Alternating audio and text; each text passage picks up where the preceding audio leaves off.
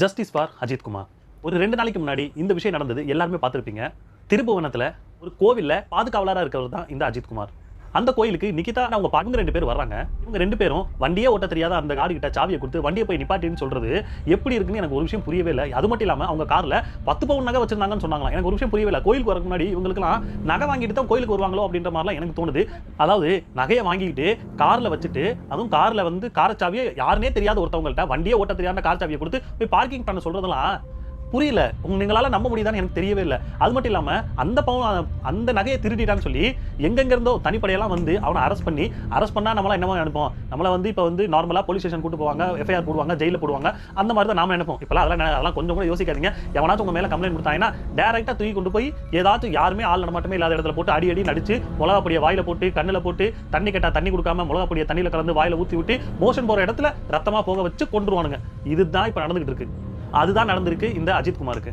இந்த கம்ப்ளைண்டே பாத்தீங்க அப்படின்னா பொய்யா ஜோடிக்கப்பட்ட ஒரு கம்ப்ளைண்ட் தான் எல்லாரும் சொல்லிட்டு இருக்காங்க. நமக்கும் அப்படிதான் தெரியுது. குறிப்பா சொல்ல போனோம்னா இந்த அஜித் குமாருக்கும் அந்த அம்மாக்கும் ஆல்ரெடி அதாவது ஏற்கனவே ஏதோ வாக்குவாதம் நடந்திருக்கு. அந்த வாக்குவாதத்துல வீல் சேர் கேட்டு அந்த வீல் சேரை கொண்டு போய் விட்டுட்டு மறுபடியும் அந்த அம்மா கூட்டு வர்றதுக்கு அவர் ஏதோ பணம் கேட்டிருக்காரு. நார்மலா ஒரு வேலை பார்க்கணும்னா பணம் கொடுத்தாதானங்க வேலை பார்ப்பாங்க.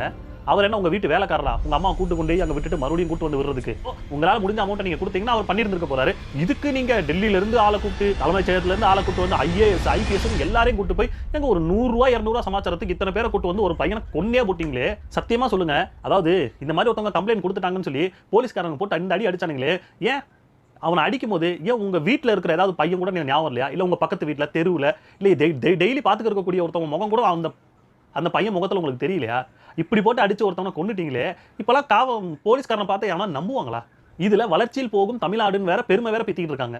ரீசெண்டா ஒரு விஷயம் என்னன்னா, நம்ம தளபதி விஜய் அவர் பாத்தீங்கன்னா அந்த பையனோட வீட்டுக்கு போய் அவங்க வீட்டுல உள்ளவங்களுக்கு ஆறுதல் சொல்லியிருக்காங்க.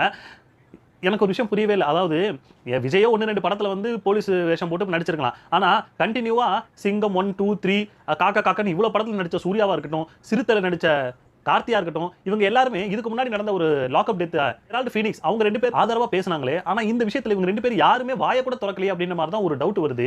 வாட்ச் ஏதாவது பேசுங்க அப்படின்ற மாதிரி தான் இருக்கு. ஏன் விஜய்க்கு இருந்த தைரியம் இவங்களுக்கு இல்ல அப்படின்றதான் ஒரு பெரிய சந்தேகமா இருக்கு. இந்த மாதிரி அக்கிரமம் பண்ண அந்த காவலாளிகளை கவர்மெண்ட் தண்டிக்கும்னு நினைக்கிறீங்களா?